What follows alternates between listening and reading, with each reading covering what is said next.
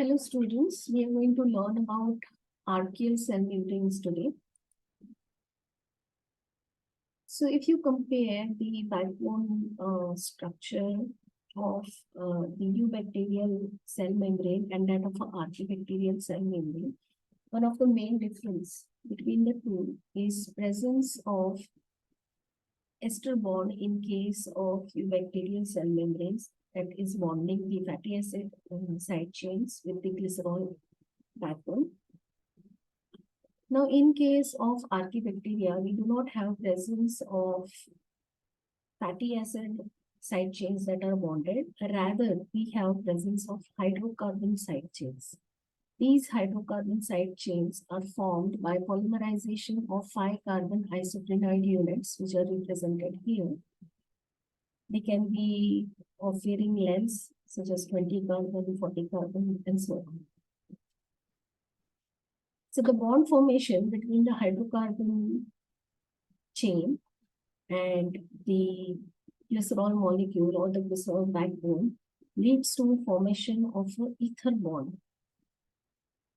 So this is first two differences between the membranes of Archaebacteria and that of the eubacteria, that they contain a hydrocarbon side chain that is bonded by an ether bond.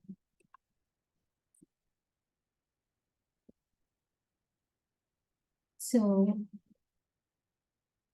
you can see the diagrammatic representation of the structure. They are also known as glycerol diethers because to one molecule of glycerol, two hydrocarbon chains are bonded by forming two ether bonds. Here you can see in this image is basically a lipid bilayer. So this is the head portion of one phospholipid, and this is the head portion of the other phospholipid. And these are the the hydrocarbon chains. And here you can see that these hydrocarbon chains have actually fused into a single hydrocarbon chain. Okay, so these molecules are also sometimes known as diglycerol tetraethers because they are containing two glycerol molecules and 4 ether bonds together.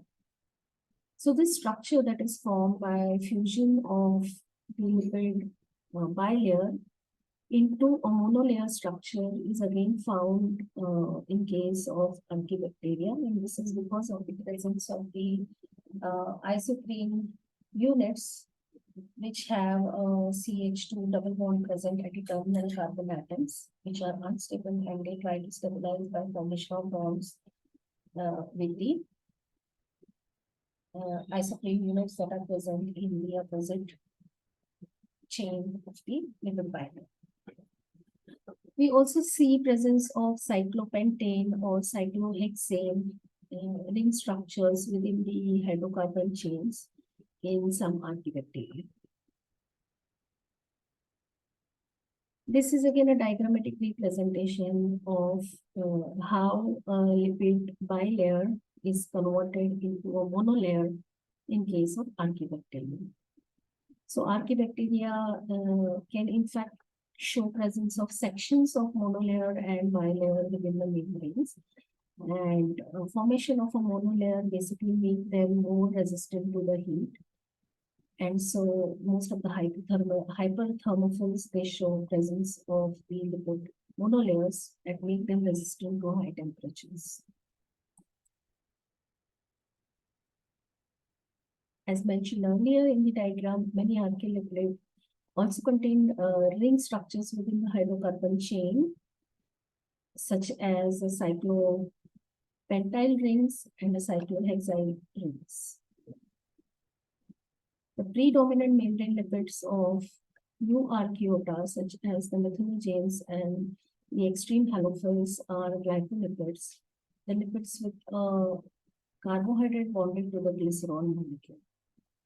The rings formed in the hydrocarbon side chain affect several properties of the lipid overall membrane function and shows considerable variation in the number and position of the rings that has been discovered in lipids of different species. So this slide represents a comparative difference between the membranes of eubacteria and archaebacteria. So the membranes of eubacteria, they contain glycerol ester lipids, while that of archaebacteria, they contain glycerol and ether lipids. The presence of the ether bond are chemically more stronger, and hence they help the archaea to survive the extreme temperature, acidic and alkaline environments.